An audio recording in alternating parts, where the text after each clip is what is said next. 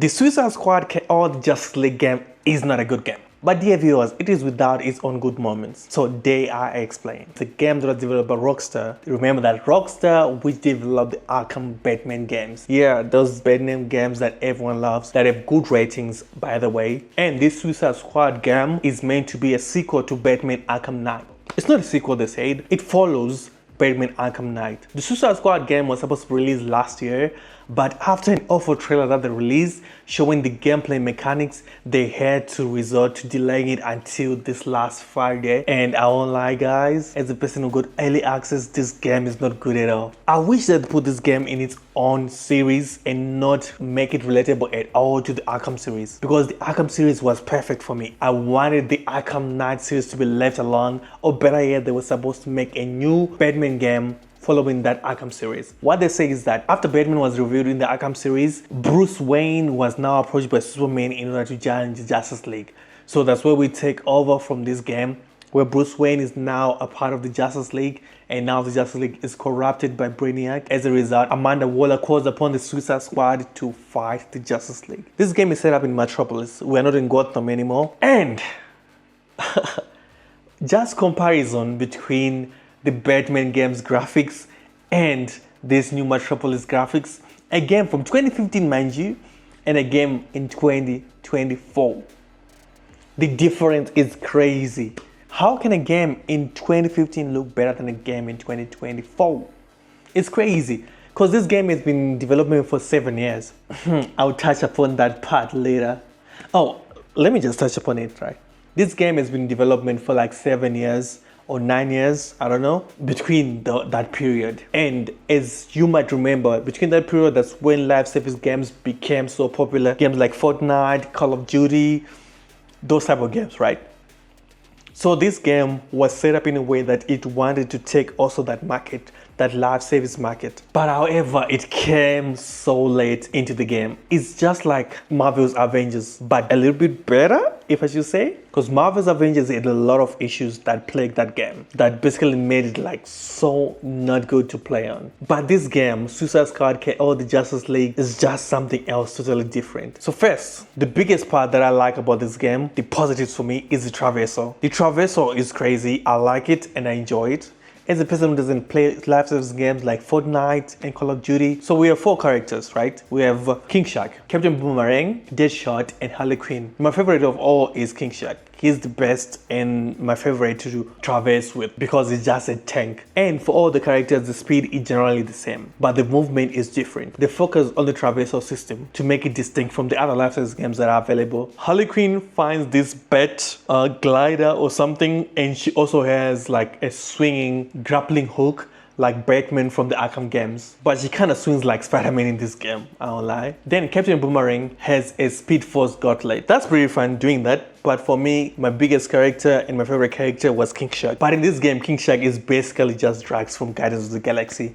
Like in terms of his character and his humor, is just basically Drax from Guardians of the Galaxy. I'll say that's pretty much it to the traversal system. There are those 4 distinctions between King Shark being a tank, Deadshot using a jetpack, Harley Quinn using a bed drone, Captain Boomerang using the Speed Force gauntlet. The other part of this game that I did not really like is that this game is set up in a city that looks like an open world, but is not really an open world. Why do I say this? Because if you try to go out of the range where Amanda Waller wants you to be, she will blow your head off. So you cannot really travel anywhere in this city willy-nilly. Since you say this game is a live service game, I guess you pretty much know that the combat is gonna be like a live service game in nature. The combat, I won't lie, is frustrating. It's not good because every participant in this game, every Suicide Squad member has a gun. King Shark has a bigger gun than everyone else. Deadshot is more like a sniper. It's more like sniper type of guns. Harley Quinn has more of a handgun. The combat in this game is not good, especially with the fact that they say this game is set in the Arkham universe. You remember those Batman games, the combat in those games was electric, was insane. This game is totally different because this game is a live service game. So it baffles me when you hear that this game is Suicide Squad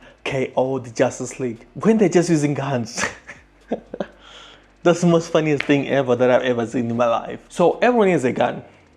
those are their abilities, to just use guns. And the generic goons in this game, they're just minions of Brainiac, and their variable is that one is fast, one has an armor, you have to destroy the armor before you can shoot them, one is like a tank, and the other ones are on top of a roof with a shield. Like, there are not that many variables of enemies that to fight with, because all of them is just shoot. Some of them you have to go near and hit them first before you can shoot them so that you can take off their shield. Like, the game is so much rinse, repeat, rinse, repeat, rinse, repeat. And with that being said, let me go also to the missions, because the missions are also the same type of thing, apart from the boss missions, which I'll talk about in just a little bit while. The Suicide Squad or the Justice League brings back missions that nobody liked. I mean, nobody liked, which are the escort missions. I don't know when did Rockstar think that this was a good idea to bring back escort missions. Nobody liked those missions. These are missions that nobody in the gaming community, and I mean nobody liked. The escort missions are the most boring missions ever, and they have a ton of them. It's like in every part after a boss battle, you have to do an escort mission,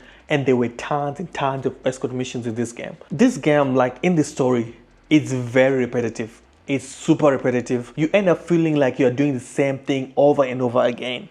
There isn't that uniqueness in this game like the previous games that it says it stands in the universe of, like the Arkham games, which had unique missions pertaining to a different villain and pertaining to where Batman is at that time. This game really just jumps on the bandwagon of the Arkham series just for clout and just for marketing purposes only. It's something totally different. I wish they just put it in its own zone, in its own universe, as an Elseworld game and not at all associated with the Arkham series game.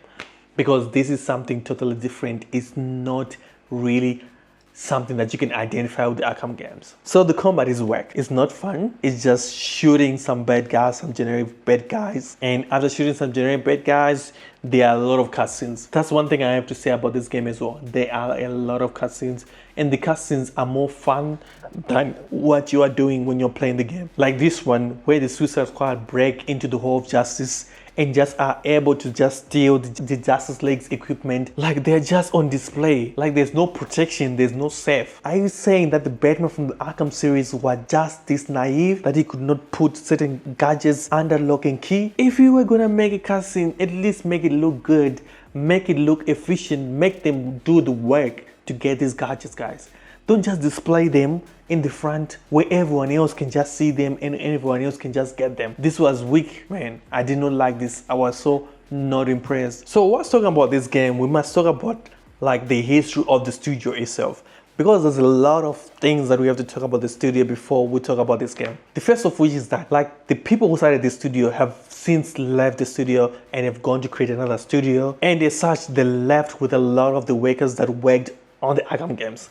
So a lot of these people that are now working under the studio are people that are relatively new and mostly people that have worked on live service games. So when they say Rockstar Studios, it's just Rockstar in name, but not really in character and in the mode. We can liken this to the ship of Theseus. If you've heard about the ship of Theseus, it says when you continuously press the wood on a ship, and at the end of the day, when that ship is still traveling through the water, is it still the same ship of Theseus?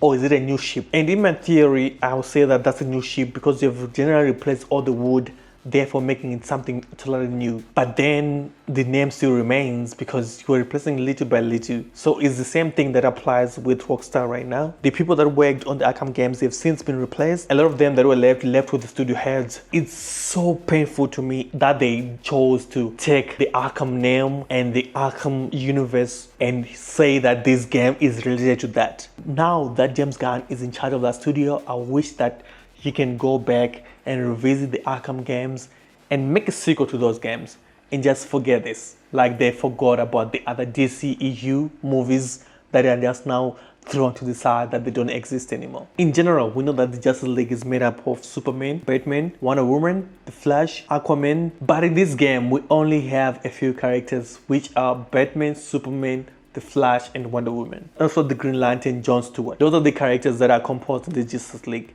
And I really don't know where is Aquaman, because he's one of the integral members of the Justice League, but he's not in this game. The way they handle the boss missions in this game is so utterly disrespectful to the members of the Justice League. So the first boss battle was The Flash. I remember IGN said that Flash is super fast, and that's one of the reasons that they didn't like the Flash boss battle. But on this one, I'm on the game side. Flash is supposed to be super fast because he's a fast character. He's the fastest man alive, mind you. But the part that I did not enjoy with Flash being super fast is that since this game is made with a mechanic that is a live service game, the boss battle was not that enjoyable because it was like you're playing in a war zone type of field and just jumping on and trying to shoot Flash whenever he slows down. There wasn't that uniqueness to the boss battle that I could say, okay, this is an enjoyable boss battle. Even though I enjoyed it, it wasn't that type of boss battle that I would associate with the Arkham games. And the way you defeat the Flash is something, it's super disrespectful.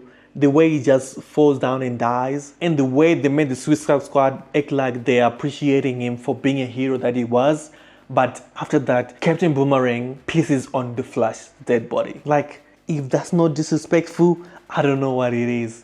That's super disrespectful. I wish they had made the game in a certain way that you could see that these guys are the villains, because there was this kind of tug of war between trying to make these villains seem like heroes, at the same time trying to instill the fact that these guys are really villains. So that part didn't really work for me because I was left in awe and utter shock.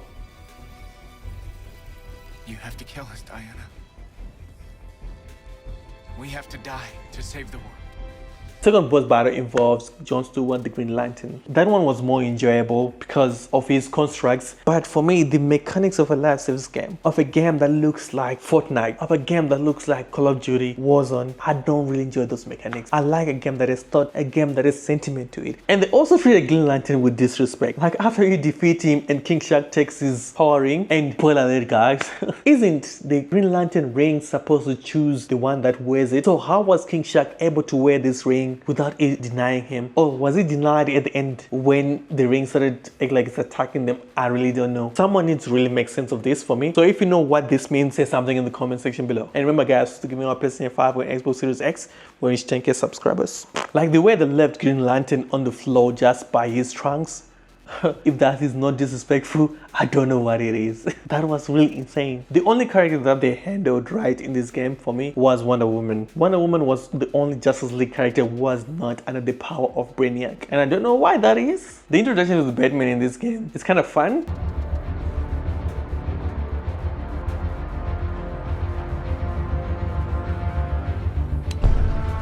But at the same time, it's tedious. It's not really like Batman. How can they have the Batman kill someone in this game? Like, come on guys. I was like shocked. They really did my Batman this crazy. And to think of that, this is one of Kevin Conroy's last voice acting, that epic Batman voice that he had, and they put him in this? Come on guys, this is trash. Rockstar. I know WB wanted a live service game, wanted their own kids casino out there, but come on guys, let's be serious about this. Why did you have to do Kevin Conroy like this? I won't lie, the Batman suit was fire though. I love the Batman suit, it looked nice.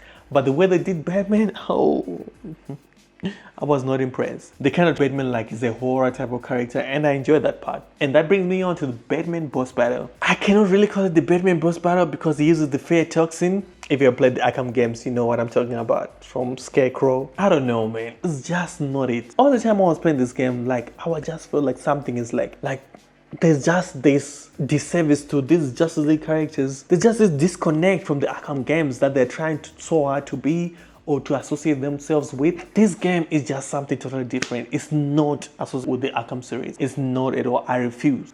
I'll keep my Arkham series in a particular box where they are golden, where they are diamonds and they shine, and I'll put this Suicide Squad game on this right side here where it's trash, in the trash can, where it belongs. It stays there, and tomorrow they've forgotten about it. At the end of the day, you have to take Batman to see Lex Luthor, and then the moment happens. But you always gotta end on your best joke.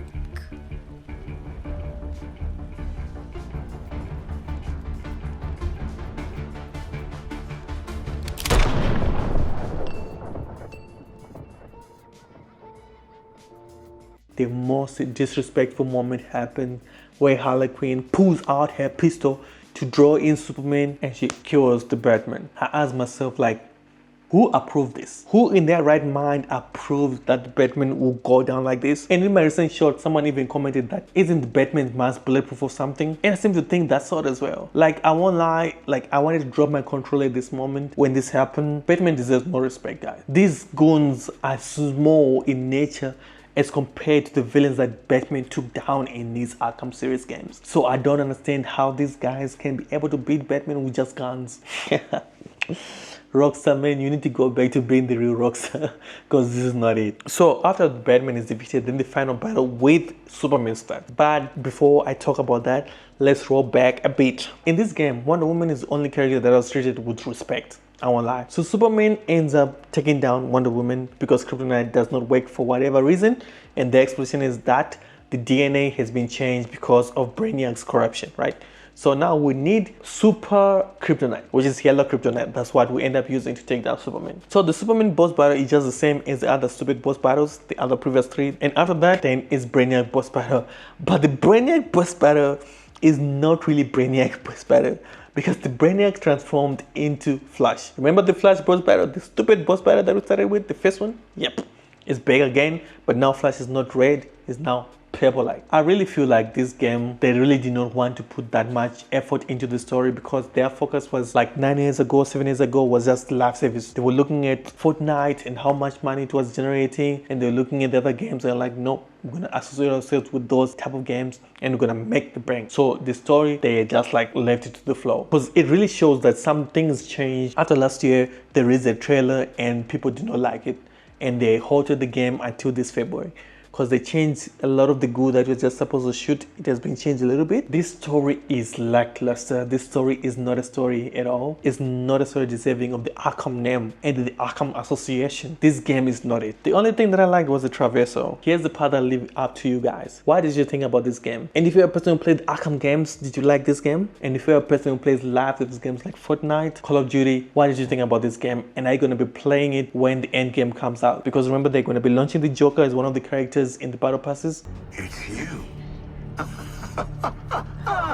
Well, I can't remove you from the equation now.